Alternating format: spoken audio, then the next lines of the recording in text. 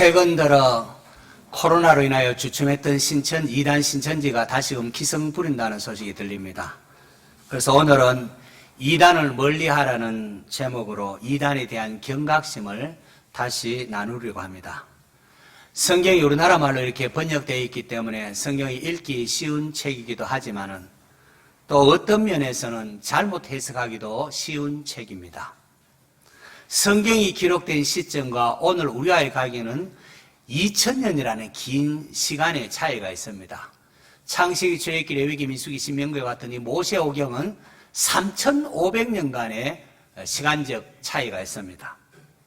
이 성경이 인물들이 살았던 고대 근동의 문화와 오늘 현대인의 우리의 문화와는 참 큰 차이가 있습니다.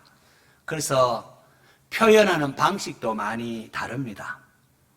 원래 성경, 오늘 우리가 가진 것처럼 이렇게 한 권으로 된 것이 아니라 66권으로 나누어져 있고, 또 오래된 초기 성경 사본 같은 것은 이 종이가 발견되기 전에 이렇게 된 것이기 때문에 그때 갈대과 식물 줄기를 이렇게 눌러서 만든 이 파피루스 형식으로, 엄청난 부피의 파피루스 형식으로, 또 그것이 이렇게 나누어져서 파편 형식으로 발견되기도 합니다. 그런데 발견된 성경 사본 가운데에 또 이스라엘의 사해에서 발견된 사본과 러시아의 또 모스크바에 발견된 사본과 이렇게 보니까 성경으로 발견됐는데 내용이 서로 다른 그런 경우가 있습니다. 그러면 어느 것이 원래 기록된 성경의 진짜 원본인가? 이 부분 가지고 또 서로 또 연구하기도 합니다. 이런 것을 갖다가 사본학이라 이렇게 부릅니다.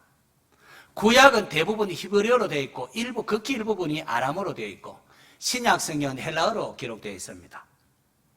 그런데 이것을 각 나라 사람들이 이해할 수 있도록 종교개혁 이후에 각 나라 사람들이 자기 나라 언어로 이렇게 번역을 했는데, 그래서 수많은 번역본이 있습니다. 우리나라만 해도 선교사들이 번역한 것부터 시작해서 쉬운 성경, 현대인 성경, 개역 성경, 개영 개적 성경, 또 어린이 성경, 이런 많은 번역서가 있습니다. 그런데 원어를 어떻게 번역하는가에 따라서 뜻이 달라질 수 있기 때문에 여러 번역본을 참조해서 차이점이 있으면은 다시금 원어 성경 가지고 살피는 이런 이제 설교자나 전문가들이 그렇게 해야 합니다. 그런데 개중에는 영어로 번역된 성경 가운데 킹 제임스 버전, 이 험정역이라 말하죠. 이 성경만이 영감된 성경이라 그렇게 주장하는 사람도 있는가 하면은, 또 지금 우리는 개영 개적판을 이렇게 사용하고 있는데, 이단 가운데는 우리가 예전에 사용하던 개역 성경만을 고집하는 이런 엉터리들도 많이 있습니다. 여러분, 성경을 올바로 이해하기 위해서는 때로는 고대 근동의 문헌도 알아야 하고, 또 이스라엘이나 고대 이스라엘이나 주변 국가의 상황도 알아야 또 잘 이해할 수 있는 경우도 많습니다. 또 어떤 경우에는 히브리어, 헬라어 원어의 의미를 가지고 어떤 부분이 강조되고 있구나, 이것도 살펴야 합니다. 그리고 당시 상황에서 왜 저자가 이런 말을 했는지 앞뒤 문맥을 또한 살펴야 하기도 합니다. 이런 주석 작업을 통하여 설교가 만들어지고, 또 각 지교회에 속한 청중의 상황에 따라서 목회자가 본문을 정하고 이렇게 말씀을 전합니다. 그런데 목회자가 이러한 것을 깡그리 무시하고 성경을 자기 마음대로 해석해서 이것이 성령님이 이렇게 말씀하신다라고 하면은 상당한 위험이 내포되어 있습니다. 그럴 것 같으면은 굳이 신학교 갈 필요도 없습니다. 안타깝게도 신학교를 졸업했다고는 하지만은 신학의 기초를 제대로 공부하지 않은 목회자도 꽤 있습니다. 자기 한계를 우리가 알아야 하는 거죠. 특히 무분별한 무허가 신학교를 설립하고 목사 안수를 주는 그런 교단도 우리 주변에 많습니다. 이런 점에서 요즘 우리 주위에 있는 성경을 잘못 해석해서 전하는 이단들의 발응에는 기성 목회자들의 책임도 적지 않다 말할 수 있습니다. 그래서 교회가 목회자를 청명할 때 목사님이 어느 신학교를 졸업했는지, 어떤 신앙 고백을 하는지도 이렇게 점검도 하고 그렇게 하는 거죠. 그리고 교인들도 건전한 교단에 속한 교회에 등록하고 신앙생활해야 하는 이유도 바로 여기에 있습니다. 이단들은 초대교회 때부터 있어 왔습니다. 초대교회 대표적인 이단이 영지주의자입니다. 영지, 신령한 지식을 가지고 있다. 이들은 자기들만 신령한 지식을 가지고 있다고 주장하는 이단입니다. 영지주의자들은 예수님께서 자기들에게만 신령한 지식, 비밀을 알려주셨는데 이것을 알아야 구원을 받을 수 있다고 주장하므로 초대교회를 막 어지럽혔습니다. 사도들은 이러한 영지주의자들로부터 교회를 지키고 보호해야 할 사명과 또한 필요성을 느꼈습니다. 그래서 자기들이 예수님께서 직접 택하셨고 예수님과 함께 생활하면서 예수님부터 직접 들은 그런 말씀과 예수님과 함께 경험한 그런 내용들을 가지고 기록한 책이 신약 성경입니다. 이것을 통하여 사도들이 나중에 세상을 떠나 죽어 세상을 떠난 후에도 이단들이 내가 하나님부터 이런 계시를 받았다라고 주장함으로 교회를 흔들지 못하도록 그렇게 한 것입니다.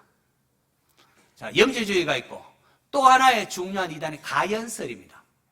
이것은 성자 하나님이 사람 되어 온 것을 부정하는 겁니다. 당시의 영혼은 거룩하고 고결한데 반하여 육신은 저급하고 불교들하다는 이런 영지주의 사상이 당시에 지배하고 있었습니다. 그러니까 어떻게 거룩하신 영이신 하나님께서 저급한 불결한 육체가 되어 올 수가 있느냐 하는 겁니다.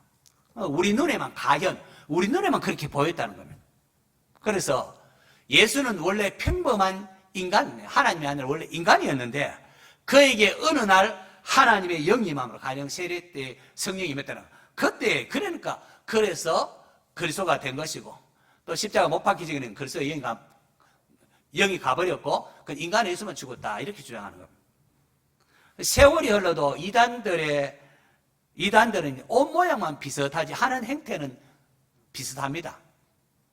그들도 자기 교주만 하나님부터 말씀을 받아서 해석할 수 있다고 주장하면서 자기 집단에 들어와야 구원을 받을 수 있다고 그렇게 주장을 합니다. 전형적인 영지주의자 수법입니다. 자기들만 신령한 지식 가지고 있어서 여기 와서 배워야만 구원한다는 이 영지주의 수법입니다. 그리고 예수가 원래 인간이었는데 세례받을 때 영이 임함으로 비로소 그리스도가 되었다 주장하는 이 가연설처럼 자기들의 교주도 어느 날 갑자기 진리의 영이 그 교주에게 임해서 구원자가 되었다는 식으로 주장을 합니다. 여러분 그렇지 않습니다. 여러분 예수님은 태어나시 전부터 구원자이지 세례받을 때 구원자가 된 게 아닙니다. 요한복음 1장 1절 태초에 말씀이 계시니라 이 말씀이 하나님과 함께 계셨으니 이 말씀은 곧 하나님이시니라고 하면서 말씀이 육신이 되어 이 땅에 오신 예수님은 원래부터 처음부터 하나님이셨다고 선포를 하고 있습니다. 그리고 요한일서 4장에도 예수 그리스도께서 육체로 오신 것을 부인하는 영마다 적 그리스도의 영이다라고 하면서 분명히 가르치고 있습니다. 한국에는 이단들의 계보가 있습니다. 이단들의 그냥 자기들의 독특한 주장이 아니라 이단들의 계보가 쭉 이어져 있습니다. 통일교회 문성명, 전두환의 박태서 이게 큰 두 개의 기준이고 그 아류로 해서 기독교 복음성교의 JM에서 우리 정명석이죠. 장막성전의 유재열, 또 거기서 배운 신천지의 이만희 등등 이렇게 있습니다. 또 원주에 또 본부를 둔 이단으로 엘리야 복음성교회, 또 한농 복구회라 또 이름 바꾸기도 하는데 이 박명호 또 있습니다. 요즘은 또 신천지가 또 기성을 부리고 있는다고 하는데 신천지 교인들은 이만희 교주가 뭐 학교도 다니도 하는데 제대로 배우지도 않는데 어떻게 이렇게 성경을 잘 해석할 수 있느냐, 하나님도 받은 게 아니냐 그렇게 주장을 하는데 그렇지 않습니다. 사실은 이만희 교주가 이단에 전전한 사람입니다. 그래서 이전에 특별히 장막성전 유재열 밑에서 오랫동안 많이 배웠고 거기에 또 실망해서 나와서 새로 차린 게 신천지입니다. 신천지 장막성전입니다. 그래서 그가 주장하는 내용의 대부분이 앞서 이단들로도 배운 내용들입니다. 그런데 거기에다가 자기가 약속의 목자요 보혜사라는 것을 주장하기 위하여 예수님이 말씀하신 새 언약을 요한계시록의 새 언약이다 그렇게 주장합니다. 그래서 요한계시록의 내용이 자기에게 실상으로 이루어졌다 그렇게 주장을 합니다. 여러분 그렇지 않습니다. 예수님이 말씀하신 새 언약은 구약시대의 모세가 시내산에서 맺은 언약과는 달리 예수님께서 12제자와 맺은 언약입니다. 그 핵심 내용은 예수님이 우리 죄를 대신하여 담당하겠다는 내용입니다. 그래서 떡과 잔을 나누면서 받아 먹어라 너희를 위하여 찢기는 내 몸이니라 받아 먹어라 너희를 위하여 내 흘리는 내 피는 하면서 그렇게 맺은 게 이게 새 언약입니다. 그런데 신천지 이만희는 예수님이 새 언약을 말씀하시는데 그것은 앞으로 이루어질 요한계시록에 나오는 내용이다 그렇게 주장하면서 사도 요한처럼 자기가 두루마리를 받아 먹었기에 자기가 해석하는 실상을 알아야 한다는 식으로 주장을 합니다. 거기에 속으면 안 됩니다. 여러분. 대부분의 이단들은 자기의 교주를 사람을 신격화하기 위하여 사용하는 공통된 교리들이 있습니다. 우리 한국의 이단들이 대부분 사용하고 있는 공통된 교리 몇 가지를 말씀드리려고 합니다. 먼저 동방교리입니다. 성경에서 우리가 성경 읽다가 동방이라고 하는 것은 대부분 당시 이스라엘을 기준으로 해서 동쪽을 말하고 있습니다. 그래서 동방을 읽을 때 바벨론이라든지 바사, 즉 페르시아를 일컫는 경우가 대부분입니다. 그런데 이단들은 아전 인수격으로 성경에 동방이 나오면 이 동방이 한국을 의미한다고 자꾸 은연중에 교육을 시킵니다. 인도시인 타고르가 한국을 고유한 동방의 나라라고 하지 않았느냐 하면서 한국을 자꾸 동방을, 성경이 말하는 동방이냐 이렇게 자꾸 암시를 합니다. 왜 그렇게 말할까요? 한국을 동방이라고 말하는 이유는 한국에서 재림주 구원자가 나오는데 자기들의 교주가 바로 그 사람이라는 것을 주장하기 위함입니다. 두 번째로 하나님께서 시대별로 구원자를 세웠다는 교리입니다.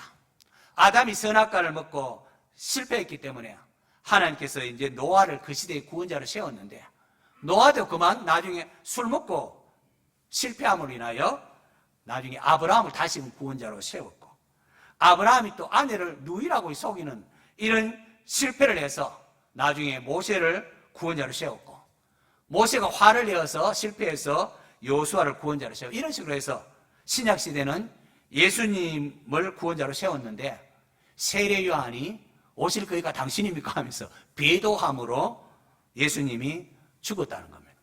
그래서 예수님이 구원자로 실패했기에 이 시대에는 아무개인 자기 교주가 구원자다 그런 식으로 합니다.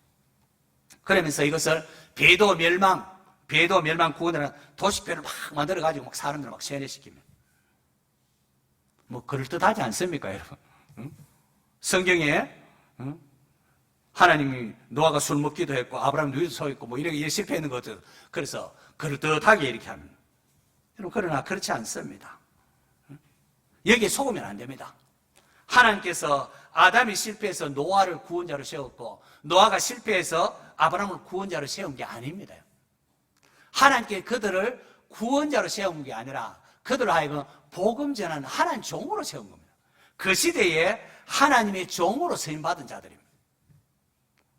그들의 허물들은 인간들이 죄인임을 나타낼 따름입니다.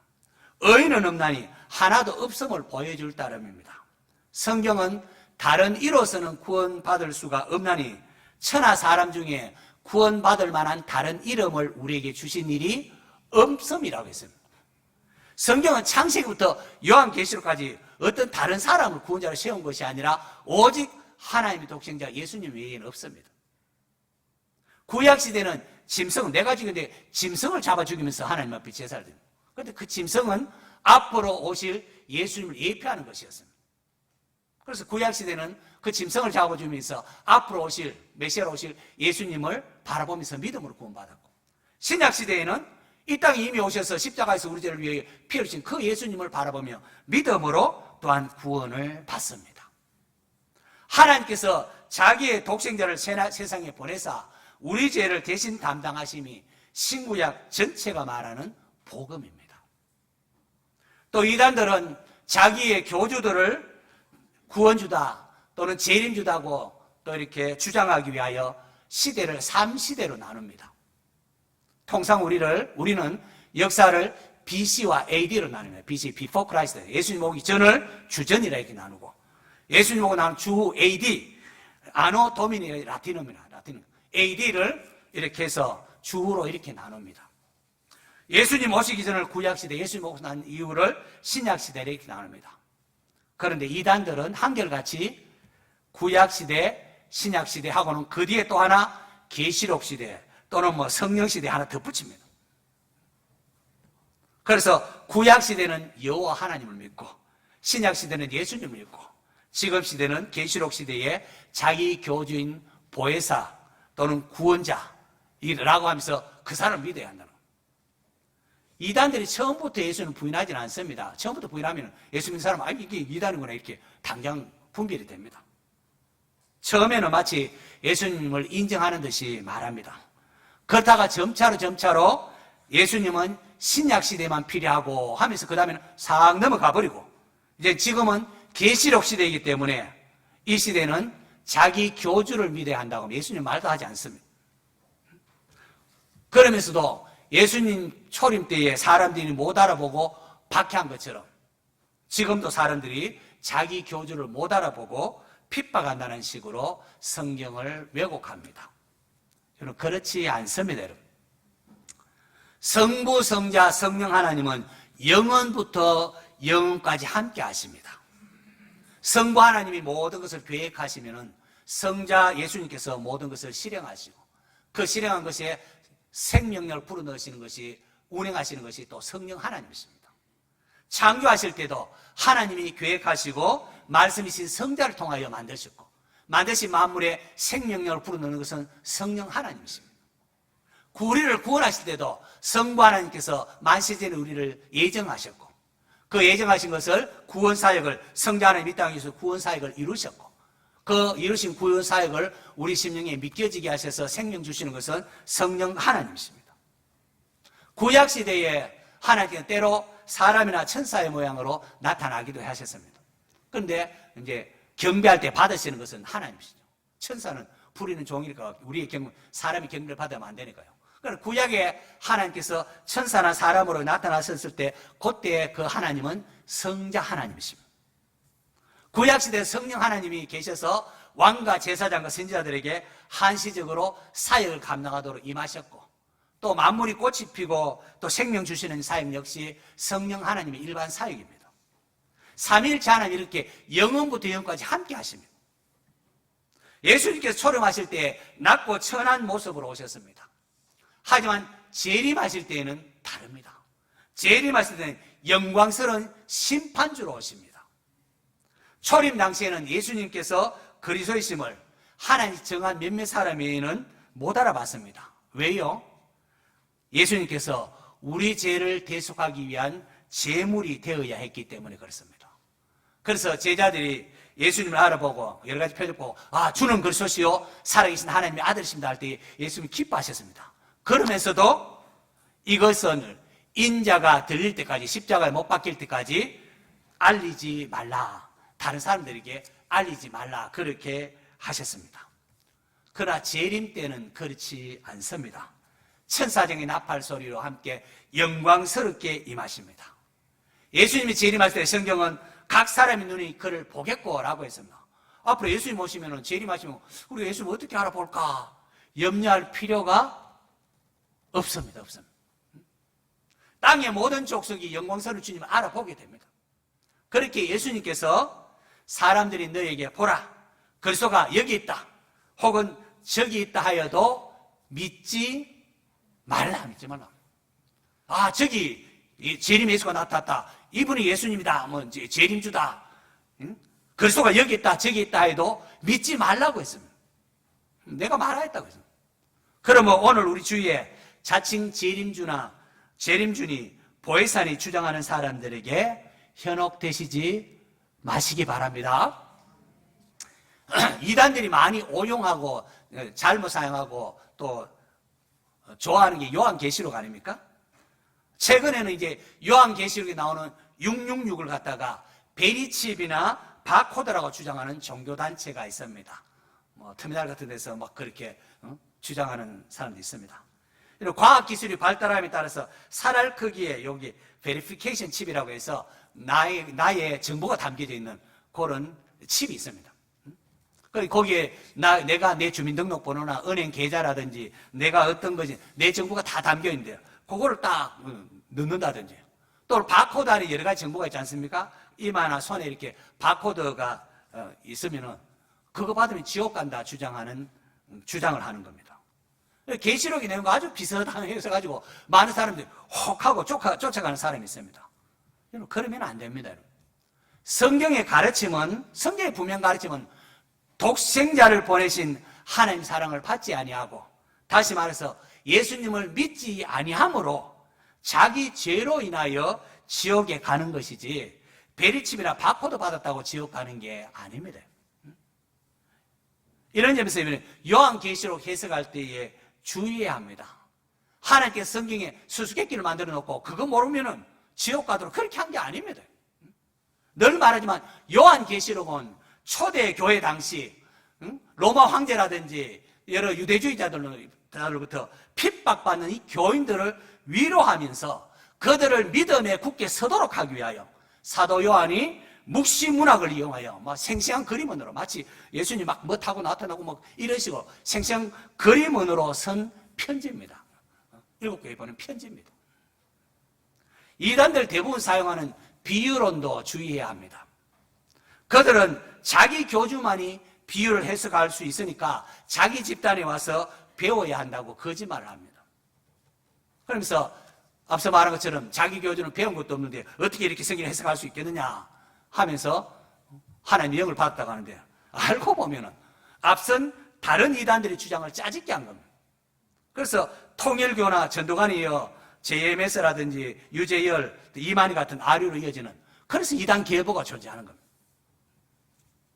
예수님께서 하신 특별히 밭과 씨 뿌리는 비유, 예수님께서 밭은 마음이고 씨는 복음이라는 까지 말씀하지 해석해 주지 않습니까? 거기까지는 괜찮은데 이단들은 문제는 이것을 가지고 전부 다 확대해 버립니다.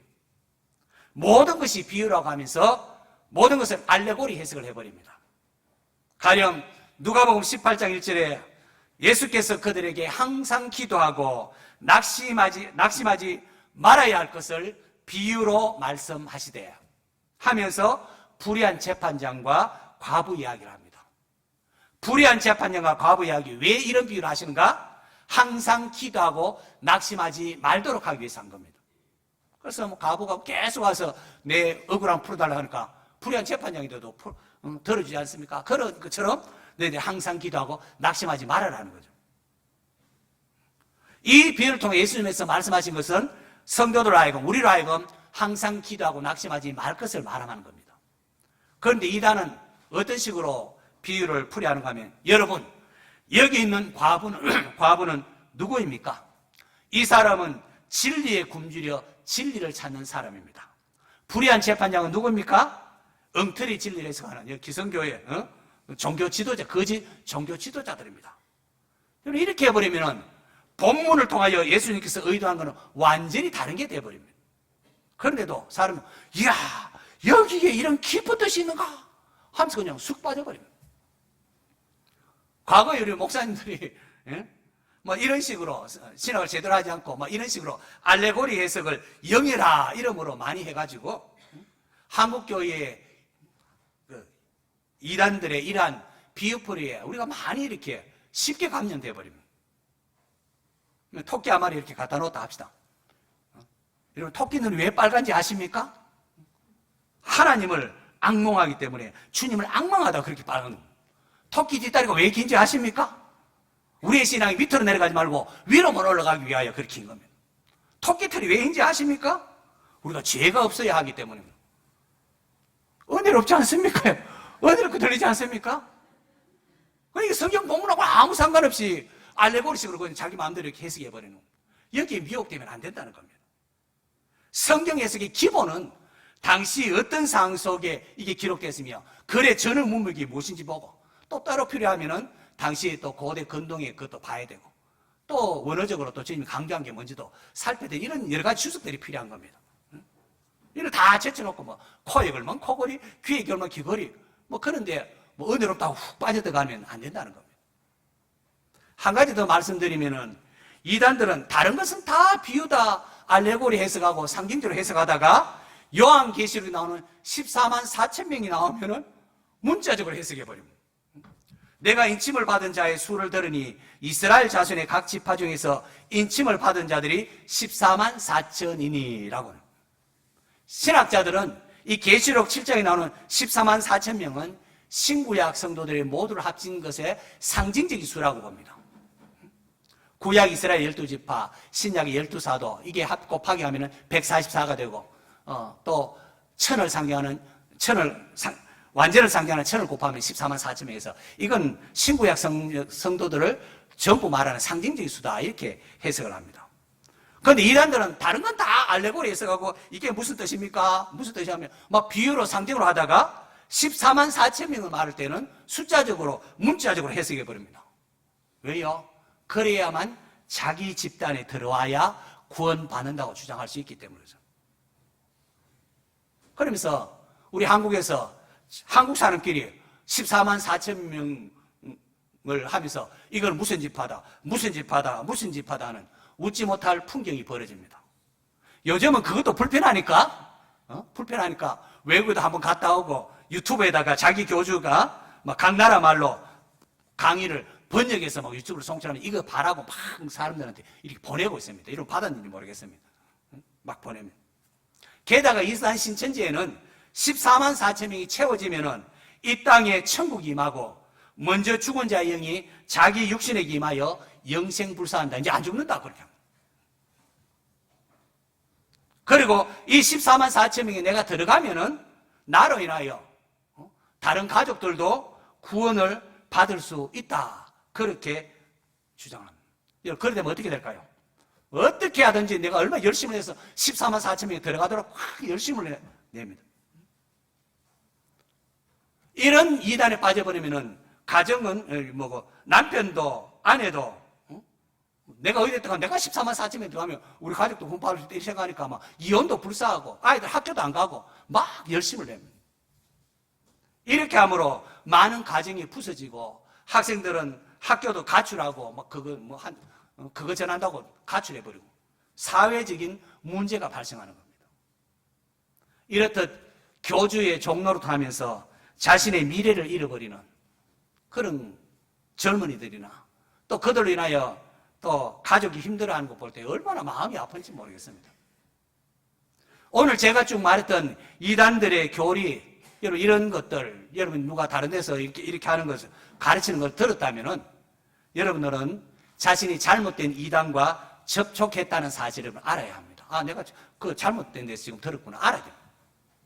사람을 신격화하고 자기 교주를 따르게 하는 이런 자들로부터 돌아서야 합니다. 이단들은 예수님의 십자가와 부활을 증거하는 게 아니라 그저 기성교회는 배도한 바벨론이고 당신을 출석하는 교회의 목사는 거짓 사건 목사라는 것을 자꾸 주장합니다. 인간의 재성이 불평하고 오망하고 얼마나 잘 전염됩니까? 아, 그래. 목사가 뭐 여러분 완전합니까? 나도 얼마나 죄가 많겠습니까? 응? 허물이 왜 없겠습니까? 그러다 보니까 막 기성교회에 대하여 이렇게 불만을 가지고 이단에게 미혹되고 마는 거죠. 이단에 미혹되지 않는 한 가지 확실한 방법은 어떻게 해야 된다고요? 누군가가 교회 밖에서 성경 공부하자 할 때 어떻게 해요? 목사님께 물어보고 오겠습니다. 이단들은 절대로 교회 목사한테 말하지 말라고. 여러분 목사한테 안 물으면 누구에게 말하겠습니까? 목사님 내가 어느 곳에서 성경 말해야 가도 됩니까? 물어야지요. 여러분이 그걸 위하여 목사가 존재하는 것 아닙니까? 그런데 목사한테 묻지 말고 나한테 묻지 말고 와 이렇게. 그건 다 여러분을 미혹해 하는 겁니다. 그래서 목사님 아무개가 교회 밖에서 성경 관자 가도 됩니까? 물으셔야 됩니다. 그러면 그게 뭔지 목사가 보고 건전한 것 같으면 허락을 하고 그렇지 않으면 거기는 위험한 데면 이렇게 여러분 지도를 받는 거죠. 또 성경에도 나오지 않는 이게 뜻이 무슨 뜻인지 압니까? 하면 이야 그런 신기한 것이나 이런 깊도다고 따라가면 됩니까? 안 됩니까? 어떻게 해야 됩니까? 성경에 듣도 보도 못한 뭐 이런 해석이 나오면은 제가 제가 뭐 압니까? 목사님께 물어보고 오겠습니다. 그러셔야 됩니다. 성경 공부 얼마나 좋은데 이 이단들 때문에 우리가 지금 이렇게 하고 있습니다. 여러분, 이것만 제대로 지키면은 아주 간단한 이 길목입니다. 이 길목. 이렇게 하면은 이단들로부터 여러분이 미혹되지 않을 수가 있습니다. 꼭 실천하셔서 잘못된 이단에게 미혹되지 않기를 바랍니다.